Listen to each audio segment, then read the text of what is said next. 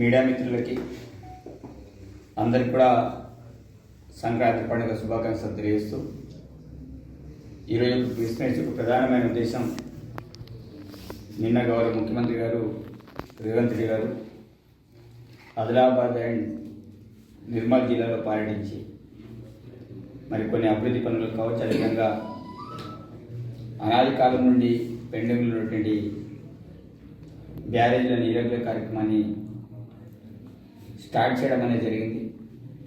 అందులో ముఖ్యంగా ఆదిలాబాద్ జిల్లాలో చనాకా కోరటని ప్రారంభిస్తూ కీర్తిశేషులు రామచంద్రరెడ్డి పేరుని పెట్టడం ఈరోజు అందరు కూడా హర్షం వ్యక్తం చేస్తున్నారు. దాంతోపాటు నా నియోజకవర్గంలో 13,000 ఎకరాలకు సాగునీరు అందించడానికి మరి సదర్మడ్ బ్యారేజ్ కూడా ఇనాగ్రేషన్ చేయడం అనేది జరిగింది. సదర్మడ్ బ్యారేజ్ వల్ల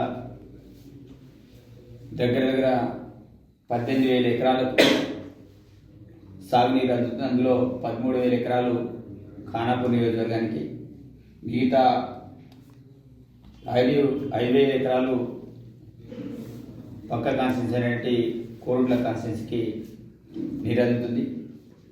వాస్తవం ఈ కార్యక్రమానికి గౌరవ ముఖ్యమంత్రి రేవంత్ రెడ్డి గారు, ఇరిగేషన్ శాఖ మంత్రులు ఉత్తమ్ కుమార్ రెడ్డి గారు, ఇన్ఛార్జ్ మంత్రులు జూపల్లి కృష్ణారావు గారు, ప్రభుత్వ సలహాదారులు సుదర్శన్ రెడ్డి గారు, మరి దీంతో పాటు మిగతా అధికారులు, ప్రజాప్రతినిధులు, సీఎం నుంచి అధికారులు వచ్చారు. వారందరూ కూడా ప్రత్యేకమైన ధన్యవాదాలు తెలియజేస్తూ మరి అందరి కోరిక సదరన్ బ్యారేజ్కి వైఎస్ రాజశేఖర పేరు పెట్టాలని. సరే, అది ఆ డిమాండ్ అనేది మేము మన వాళ్ళు కూడా ముందుగా చెప్పలేకపోయారు, అది ఇంకా పెండింగ్లో ఉంది.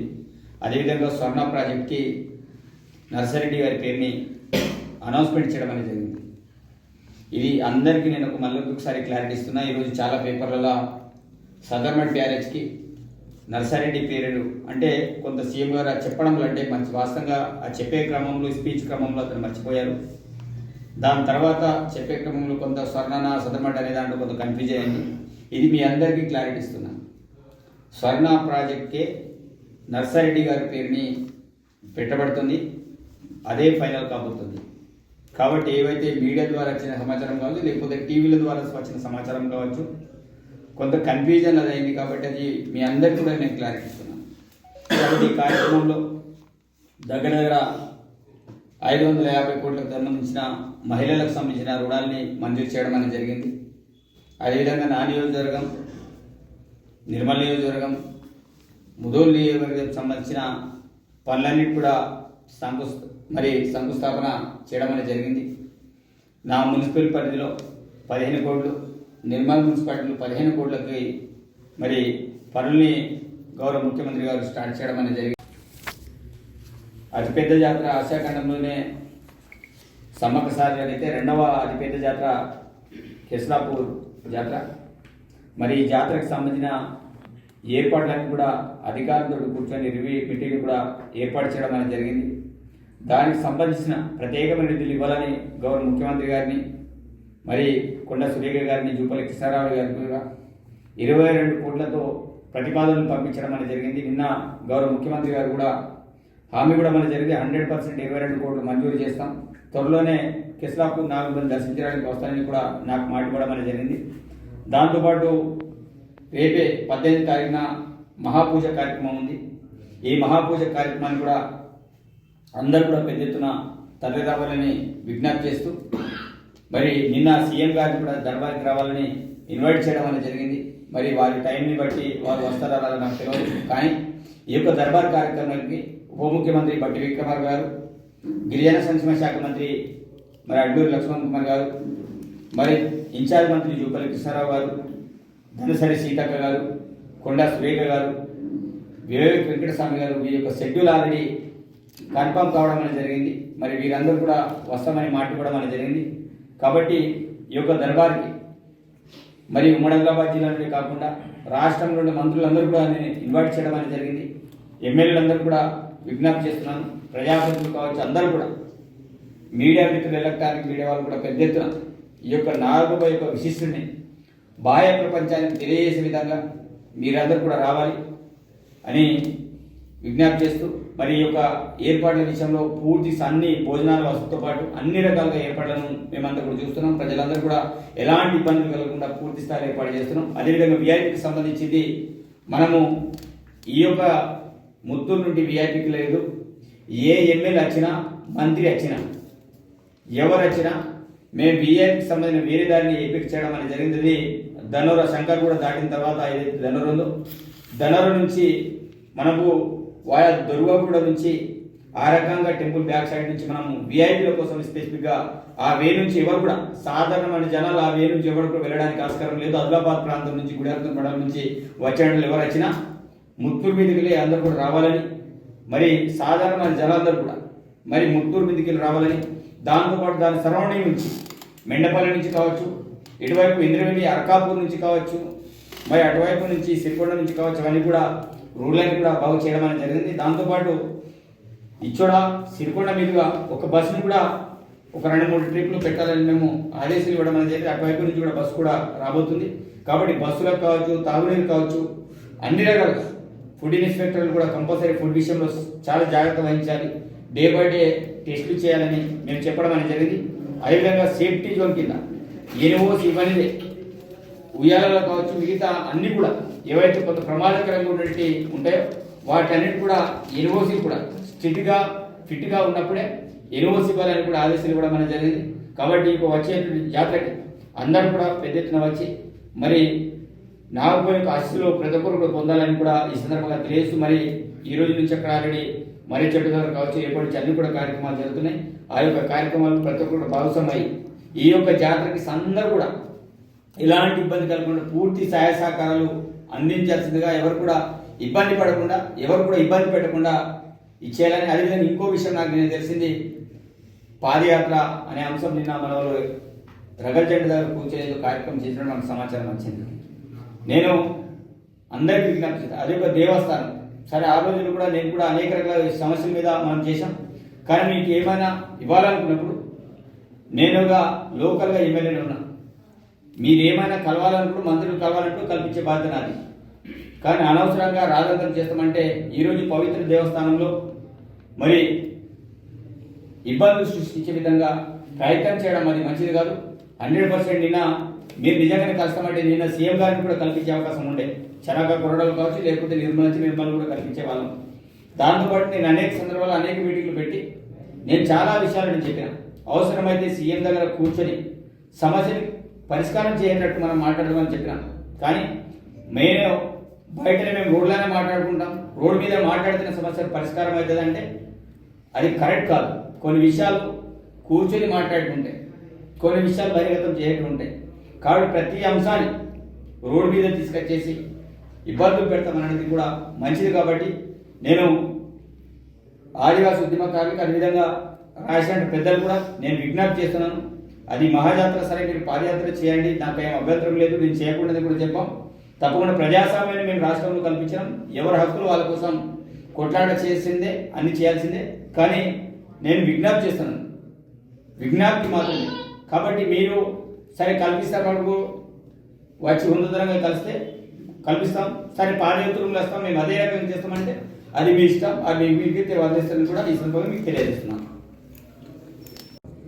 నాగుబ పుణ్యక్షేత్రానికి నేను అసెంబ్లీ టైంలో 22 కోట్లకు సంబంధించిన ప్రతిపాదనలందరూ కూడా అధికారులతో రెడీ చేసుకుని నేను లెటర్ ద్వారా ఇవ్వడం అనేది జరిగింది. అదేవిధంగా నిన్న కూడా ప్రత్యేకించి సీఎం గారిని కోరిన నాగోబ జాతరకి మీరు ఏదైతే మహాజాతర సమక్షాలకు కేటాయించినట్టు నాగోబ జాతర కూడా మేము 22 కోట్లకు సంబంధించిన నిధుల్ని ఇవ్వాలని ప్రతిపాదన మేము అధికారుల ద్వారా పంపించడం జరిగిందని చెప్తే నిన్న సీఎం గారు కూడా అనౌన్స్మెంట్ కూడా చేయడం అనేది జరిగింది. తప్పకుండా 22 కోట్లు ఇస్తాం.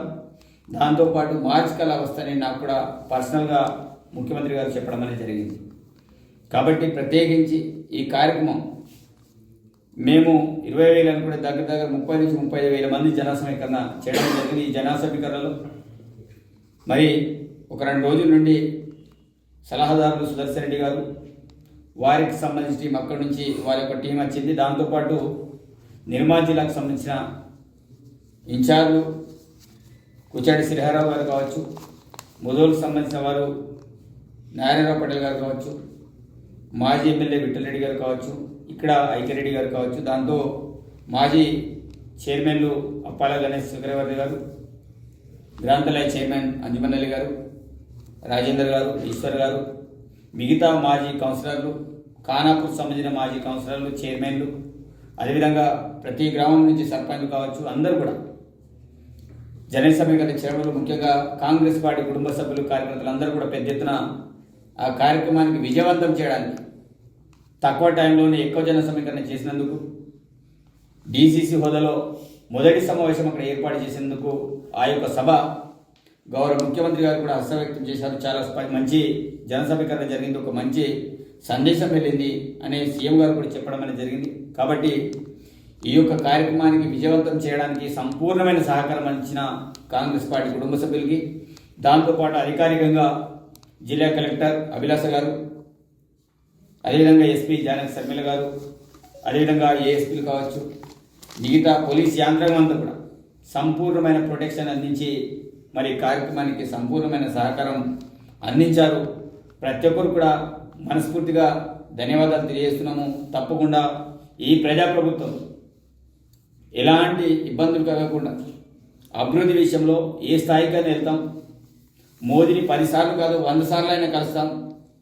మా ధ్యేయం ఒకటే, రాష్ట్ర అభివృద్ధి లక్ష్యంగా మేము ముందుకెళ్తామనే ఆలోచన గౌరవ ముఖ్యమంత్రి గారిది. అందుకే నిన్న కూడా పార్టీలకు అతీతంగా బీజేపీ వాళ్ళు, ఎంపీ గారు కావచ్చు, అక్కడ ఉన్నటువంటి 2 ఎమ్మెల్యేలు కావచ్చు, వాళ్ళు కూడా రావడం అనేది జరిగింది. కాబట్టి ఈ యొక్క ప్రజాప్రభుత్వంలో ఏదైతే నడుస్తున్న అభివృద్ధిని ప్రజలందరూ కూడా ఆశ్రయించారు. అదేవిధంగా నా నియోజకవర్గానికి సంబంధించి సదరమట్ కేంద్రానికి సంబంధించిన అంశం కొంతమంది రిప్రజెంటేషన్ ఇచ్చే కార్యక్రమం, దానికంటే ముందు కూడా నేను చెప్పా ఆ యొక్క డిమాండ్ నా ఎన్నికల హామీలో కూడా నేను పెట్టడం అనేది జరిగింది. నిన్న కూడా గౌరవ ముఖ్యమంత్రి గారిని హెలికాప్టర్తో వెళ్తూ నేను కూడా స్వయంగా చెప్పిన, మరి కంపల్సరీ అన్న దానికి సపరేట్ కెనాల్ ఏర్పాటు చేయాలంటే మరి దానికి సంబంధించిన నివేదికలన్నీ కూడా అటువైపు సంజయ్ ఎమ్మెల్యే గారు వాళ్ళకు నీళ్ళు కావాలి, ఇటువైపు మాకు నీళ్ళు కావాలంటే గోదావరిలో పట్టడం వల్ల అటు రెండు వైపులు నీళ్ళు వెళ్ళంటే కొంత ఇబ్బంది అవుతుంది. కాబట్టి మీరు ఏం చేస్తే బాగుంటుందో అధికారులతో మాట్లాడి ఎస్సీ గారికి ఆదేశాలు ఇచ్చి ఇమీడియట్ దీనికి సంబంధించిన ప్రగల్భాలు కెనాల్కి సంబంధించి ఇవ్వాలని మరి ఎస్సీ గారికి ఆదేశాలు ఇవ్వడం అనేది జరిగింది.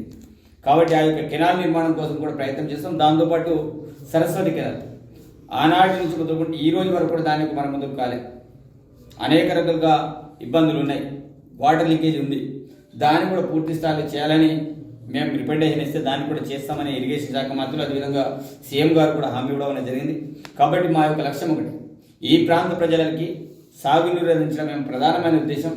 ఆ ఉద్దేశంతో మరి మేము కూడా రిప్రజెంటేషన్ చేసి అవన్నీ కూడా చేయాలని చెప్పడం అనేది జరిగింది. దాంతోపాటు మనకు సిరిపూర్ కాగజ్ నగర్ ఉన్నటువంటి ప్రాజెక్ట్ని కూడా దాన్ని కూడా పూర్తి చేస్తామని నిన్న గౌరవ ముఖ్యమంత్రి గారు చెప్పడం అనేది జరిగింది. తుమ్మిడిహెట్టి కార్యక్రమం దాన్ని కూడా చేస్తామని చెప్పడం అనేది జరిగింది. కాబట్టి అన్ని అంశాల విషయాన్ని గౌరవ ముఖ్యమంత్రి గారు కూడా ఏజే జిల్లా అధ్యక్షునిగా, పార్లమెంట్లో ప్రజలు ఇంకా ఎమ్మెల్యేగా అన్ని విషయాలు నేను కూడా మరి సదరమట్ నుంచి నిర్మల్ వరకు హెలికాప్టర్లు కూర్చున్నప్పుడు అన్ని విషయాలు కూడా తనతో డిస్కస్ చేయడం జరిగింది. దాంతోపాటు ముందు కూడా ఇప్పించడం, దాంతోపాటు అప్లికేషన్లు కూడా ఇవ్వడం జరిగింది. కాబట్టి ప్రత్యేకించి కార్యక్రమానికి అందరి సహకారం, మీడియా మిత్రులు కావచ్చు, అందరూ కూడా సంపూర్ణమైన సహకారం అందించిన ప్రతి ఒక్కరు కూడా ధన్యవాదాలు తెలియజేస్తున్నాను.